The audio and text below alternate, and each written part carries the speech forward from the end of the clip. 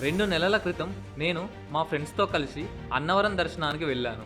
దర్శనం అయ్యాక తిరిగి వచ్చేటప్పుడు చాలా ఎండగా ఉందని రాజమండ్రిలో ఒక కిరాణా షాప్లో కూల్ డ్రింక్ తీసుకుందామని ఆగాము. మా ఫ్రెండ్స్లలో ఒకరు థమ్సప్, ఒకరు మాజా, ఒకరు స్ప్రైట్ తీసుకున్నారు. నేను కూడా ఏదైనా తాగుదామని ఫ్రిడ్జ్ వైపు చూశాను. అక్కడ నాకు ఒక కూల్ డ్రింక్ కనబడింది. ఆ కూల్ డ్రింక్ పేరు ఎక్కడో విన్నట్టు నాకు గుర్తుకు వచ్చింది. నేను వెంటనే ఆ షాప్ అతనిని ఆ కూల్ డ్రింక్ డీటెయిల్స్ అడగగా అతను నాకిచ్చిన సమాధానం విని షాక్ అయ్యాను. అదేంటంటే ఆ కూల్ డ్రింక్ అక్కడే లోకల్గా తయారవుతుంది. సో లోకల్ డ్రింక్ కాబట్టి అది బాగుండదని మా ఫ్రెండ్స్ తాగొద్దు అని చెప్పారు. అయినా సరే నేను వాళ్ళ మాటలు వినకుండా ఆ కూల్ డ్రింక్ తాగి చూశాను. అది తాగాక అందులోనే ఇంకొక ఫ్లేవర్ ఉంది. ఆ ఫ్లేవర్ కూడా తాగాను. అది కూడా చాలా బాగుంది. లోకల్గా తయారయ్యే కూల్ డ్రింక్ ఇంత బాగుంటుందని నేను అస్సలు అనుకోలేదు. నేను ఇంటికి వెళ్ళిన వెంటనే ఆ కంపెనీ గురించి సెర్చ్ చేయడం మొదలుపెట్టాను. అప్పుడు ఇంకొక షాకింగ్ విషయం నాకు తెలిసింది. అదేంటంటే ఆ కూల్ డ్రింక్ కంపెనీ స్థాపించి 100 ఏళ్ళు పూర్తయిందని. స్వాతంత్రం రాకముందు నుండే అది మన ఇండియాలో అమ్మబడుతుంది. అదీ కాకుండా దాన్ని స్థాపించింది కూడా మన తెలుగు వాళ్ళే. మరి ఇంతటి చరిత్ర ఉన్న ఆ కూల్ డ్రింక్ పేరు ఆర్థోస్.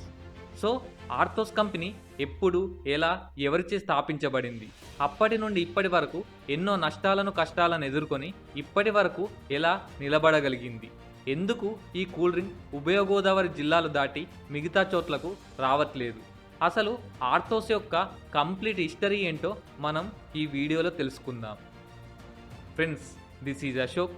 మీరు చూస్తున్నది అశోక్ కుమార్ ఫ్యాక్ట్స్. అది 1910. అప్పటికి మన దేశాన్ని బ్రిటిష్ వాళ్ళు పరిపాలిస్తున్నారు. స్వాతంత్రం కోసం చేస్తున్న ఉద్యమాలు తీవ్ర స్థాయిలో జరుగుతున్నాయి. అయితే అప్పుడు భారతదేశంలో పెప్సీ, కోకాకోలా లాంటి మల్టీనేషనల్ కంపెనీలు ఇంకా రాలేదు. కొన్ని రాష్ట్రాలలో లోకల్గా తయారయ్యే గోలి సోడాలు ఉండేవి.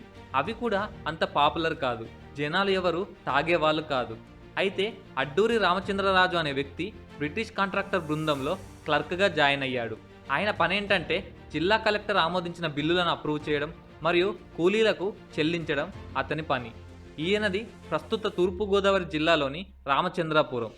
ఒకరోజు కలెక్టర్ ఆఫీసులో మూలన పడ్డ ఒక మిషన్ని రామచంద్రరాజు గారు చూశారు. ఆ మిషన్ గురించి తెలుసుకున్నాక అది లండన్ నుంచి కలెక్టర్ తెచ్చిన ఒక సోడా తయారీ మిషన్ అని, కొన్ని మెకానికల్ లోపాల వల్ల అది పనిచేయడం లేదని అక్కడి ఆఫీస్ ఎంప్లాయీస్ చెప్పారు. అది పనిచేయనప్పటికీ రామచంద్రరాజు గారికి ఆ సోడా మిషన్ను చూస్తే కొనుక్కోవాలి అని అనిపించింది. వెంటనే కలెక్టర్ గారిని సంప్రదించి స్క్రాప్ కింద ఆ మిషన్ని కొనుగోలు చేశాడు. మొత్తానికైతే సోడా మిషన్ని కొన్నాడు. కానీ అది పనిచేయట్లేదు. దాన్ని ఇండియాలో ఎక్కడ రిపేర్ చేయరు. అలాగే దాన్ని ఎలా వాడాలో కూడా రామచంద్రరాజు గారికి తెలియదు. దాదాపు ఇండియాలో చాలా ప్రాంతాల్లో దాన్ని బాగు చేద్దామని తిరిగినా కూడా ఫలితం లేదు. చివరగా ఒక ఫారినర్ రాజుగారికి ఒక సలహా ఇచ్చాడు. అదేంటంటే వైజాగ్ పోర్టుకి సోడా మిషన్ తీసుకువెళ్ళమని చెప్పాడు. ఎందుకంటే అక్కడ చాలామంది విదేశాల నుండి వస్తూ ఉంటారు. అందులో టెక్నీషియన్స్ కూడా ఉంటారు. సో రామచంద్రరాజు గారు అక్కడికి మిషన్ని తీసుకెళ్ళి రిపేర్ చేయడమే కాకుండా దానికి సంబంధించిన రా మెటీరియల్స్ కూడా తీసుకొని వచ్చాడు. సో రామచంద్రరాజు గారు రిపేర్ చేసిన సోడా మిషన్ని, సోడా తయారు చేయడానికి కావలసిన రా మెటీరియల్స్ని ఇంటికి తీసుకుని వచ్చాడు. కానీ ఇక్కడే రాజుగారికి పెద్ద ఎదురు దెబ్బ తగిలింది. అతను సోడాలు తయారు చేసి అమ్మినా కూడా ఎవరు కొనలేదు. కనీసం ఫ్రీగా ఇచ్చినా తాగేవాళ్ళు కాదు. ఎందుకంటే ఆ సోడాని తీసేటప్పుడు అందులో నుండి గ్యాస్ సౌండ్ వస్తుంది. సో అది దయ్యం అనుకొని అప్పటి ప్రజలు తాగేవారు కాదు. అప్పట్లో మూఢనమ్మకాల ఎఫెక్ట్ అంతలా ఉండేది. అయినా రామచంద్రరాజు గారు నమ్మకాన్ని పోగొట్టుకోలేదు. ప్రజలెవరు తాగకపోయినా సోడాలు తయారు చేసి పక్క ఊర్లు, జిల్లాలు దాటుకుంటూ ఆ సోడాలను ఒకసారి తాగి చూడాలని చెప్పేవాడు. అయితే మొదటి ప్రపంచ యుద్ధం రాజుగారికి వరంగా వచ్చింది.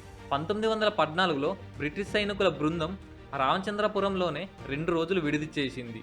రాజుగారు తలపై బుట్టలో సోడాలు మోయడం చూసి అతన్ని పిలిచి సోడాలు ఇవ్వమని అడిగారు. అది తాగాక ఇంకా కావాలి అని అడిగారు. సో బ్రిటిష్ సైనికులందరూ ఆ సోడాలు తాగడం చూసిన అక్కడి జనాలు వాళ్ళు కూడా మెల్లిమెల్లిగా సోడాలు తాగడం స్టార్ట్ చేశారు. ఈ విధంగా ఆర్థోస్ ప్రస్థానం మొదలైంది. కొన్ని సంవత్సరాల తర్వాత రామచంద్రరాజు గారి తమ్ముడైన జగన్నాథ్ రాజు గారు తన స్టడీస్ని కంప్లీట్ చేసుకొని వచ్చి తన అన్నయ్యతో కలిసి బిజినెస్లో పార్ట్నర్గా జాయిన్ అయ్యాడు. ఈయన రావడం ఈ కంపెనీకి పెద్ద టర్నింగ్ పాయింట్ అయ్యింది. వీళ్ళిద్దరు కలిసి సోడా కాకుండా సాఫ్ట్ డ్రింక్ కూడా తయారు చేద్దాం అనుకున్నారు. అనుకున్న వెంటనే పోర్టు ద్వారా లండన్ నుండి దానికి అవసరమైన carbon dioxide, soft drink flavours, గాజు బాటిళ్లు, చక్కెర వంటివి తెప్పించి సహజసిద్ధంగా గ్రేప్స్తో ఒక సాఫ్ట్ డ్రింక్ని 1920లో తయారు చేశారు.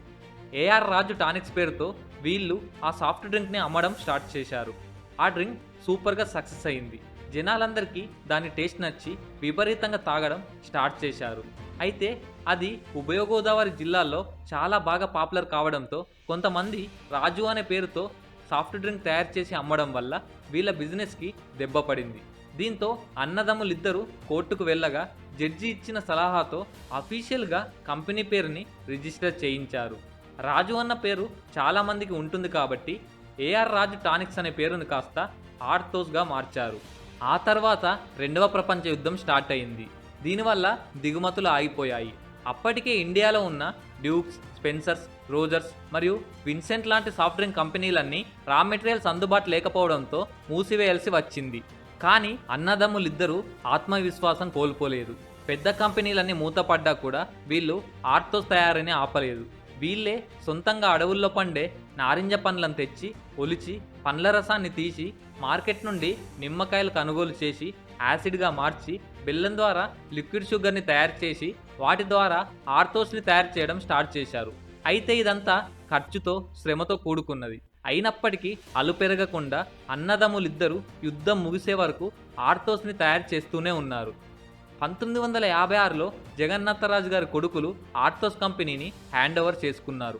అప్పటికే టెక్నాలజీ కొంచెం పెరగడంతో విదేశాల నుండి ఆటోమేటిక్ మిషన్స్ని తీసుకువచ్చి ఆర్థోస్ యొక్క ప్రొడక్షన్ అండ్ సప్లైని 300% వరకు పెంచారు. ఇలా కంపెనీ సక్సెస్ఫుల్గా రన్ అవుతున్న సమయంలో ఇండియాలోకి మల్టీనేషనల్ కంపెనీ అయిన కోకాకోలా, పెప్సీలు వచ్చాయి. మల్టీనేషనల్ కంపెనీస్ ఒక దేశంలో నెంబర్ 1గా ఎదగాలంటే వాటికంటే చిన్న కంపెనీలను కొనాలి లేదా వాటిని నాశనం చేయాలి. ఎగ్జాక్ట్ ఇదే ఫార్ములాని కోకాకోలా ఇండియాలో అప్లై చేసింది. చాలా వరకు కంపెనీలను కొనుక్కుంది, కొన్నింటిని నాశనం చేసింది. కోకాకోలా నాశనం చేసిన కంపెనీలలో పార్లే కూడా ఒకటి. దీనిపై నేను సపరేట్ వీడియో చేశాను, ఇంట్రెస్ట్ ఉన్న వాళ్ళు చూడండి. పార్లే కంపెనీ లాగే ఆర్థోస్ని కూడా కోకాకోలా నాశనం చేయాలి అని అనుకుంది. అప్పటి ధరల పెరుగుదల కారణంగా 5 రూపాయలు ఉన్న సాఫ్ట్ డ్రింక్ ధర 5 రూపాయల నుండి 5.5కు పెంచారు. కానీ కోకాకోలా, పెప్సీ కంపెనీలు తమకు నష్టం వచ్చినా సరే అందరూ 5.5కు పెంచితే ఇవి మాత్రం 5 రూపాయలకి అమ్మడం స్టార్ట్ చేశాయి. ఈ ఒక్క దెబ్బతో చాలా చిన్న కంపెనీలన్నీ మూతపడ్డాయి. ఒక్క ఆర్థోస్ మాత్రమే తట్టుకొని నిలబడగలిగింది. చివరికి కోకాకోలా కొన్ని కోట్ల డబ్బు ఇస్తామని తమకి ఆర్థోస్ కంపెనీని అమ్మివేయమని అడిగినా కూడా వాళ్ళు ఇవ్వమంటే ఇవ్వమని తెగేసి చెప్పారు. ఆ తర్వాత కూడా ఎన్నో కష్టాలు, నష్టాలను ఎదుర్కొని ఆర్థోస్ నిలబడగలిగింది. ఎంత చిన్న కంపెనీ అయినా, పెద్ద కంపెనీ అయినా వాటికి ఒడిదుడుకులు తప్పవు. వాటిని అధిగమించి ముందుకు వెళ్ళినప్పుడే ఎటువంటి సంస్థ అయినా అభివృద్ధి చెందుతుంది. అలాగే ఆర్థోస్ కూడా ఎన్నో ఒడిదుడుకులను ఎదుర్కొని నిలబడగలిగింది. అంతేకాకుండా గోదావరి జిల్లాల ప్రజల ప్రేమను కూడా గెలుచుకుంది. ఇప్పటికీ అక్కడ ఆర్థోస్ అనడం కంటే రాజుగారి డ్రింక్ అని అంటూ ఉంటారు. అయితే ఆర్థోస్ ఇంతలా ప్రజల ప్రేమను, ఇష్టాన్ని గెలుచుకోవడానికి గల కారణం ఆ సాఫ్ట్ డ్రింక్ యొక్క టేస్ట్. ఇది కంప్లీట్ ఆర్టిఫిషియల్ ఫ్లేవర్స్ లేకుండా ఆర్గానిక్ ఫ్లేవర్స్తో తయారవుతుంది. ఇందులో grapes, lemon, orange, ginger flavours ఉన్నాయి. కానీ ఇందులో 80% గ్రేప్ ఫ్లేవరే సేల్ అవుతుంది. అంతేకాకుండా orthos soda, orthos mineral water కూడా అమ్ముతున్నారు. 2016లో పెట్ బాటిల్స్ ద్వారా ఆర్థోస్ డ్రింక్ని అమ్మడం స్టార్ట్ చేశారు. దీనివల్ల ఉభయ గోదావరి జిల్లాలకే పరిమితమైన ఈ డ్రింక్ కాస్త శ్రీకాకుళం, విశాఖపట్నం, విజయనగరం, కృష్ణా జిల్లాలకు కూడా సప్లై చేస్తున్నారు. ఒక సోడా మిషన్ ద్వారా స్టార్ట్ అయిన ఆర్థోస్ కంపెనీ కోకాకోలా, పెప్సీలను తట్టుకొని ఇప్పటికీ ఉభయ గోదావరి జిల్లాల్లో నెంబర్ 1 పొజిషన్లో కొనసాగుతుంది. ఎన్నో ఒడిదుడుకులను ఎదుర్కొన్న ఆర్థోస్ కంపెనీ ఇప్పుడు సంవత్సరానికి 25 కోట్ల టర్నోవర్తో నడుస్తుంది. ఇది మన తెలుగు వాళ్ళ కంపెనీ అవ్వడం మనకు గర్వకారణం. అయితే ఇప్పుడు కొన్ని జిల్లాలకే పరిమితమైన ఆర్థోస్ డ్రింక్ ఆంధ్రాలోని మిగతా జిల్లాలతో పాటు రాయలసీమ, తెలంగాణకు కూడా అతి త్వరలో అందుబాటులో ఉంచాలని ఆర్థోస్ డ్రింక్ అభిమానిగా నేను కంపెనీని రిక్వెస్ట్ చేస్తున్నాను. అలాగే ఆర్థోస్ కంపెనీ ఇప్పటికీ ఎప్పటికీ ఇలానే సక్సెస్ఫుల్గా రన్ అవుతూ జిల్లాలు, రాష్ట్రాలు, దేశాలు దాటి మన తెలుగువారి కంపెనీ అతిపెద్ద మల్టీనేషనల్ కంపెనీలాగా ఎదగాలని నేను మనస్ఫూర్తిగా కోరుకుంటున్నాను. జై హింద్.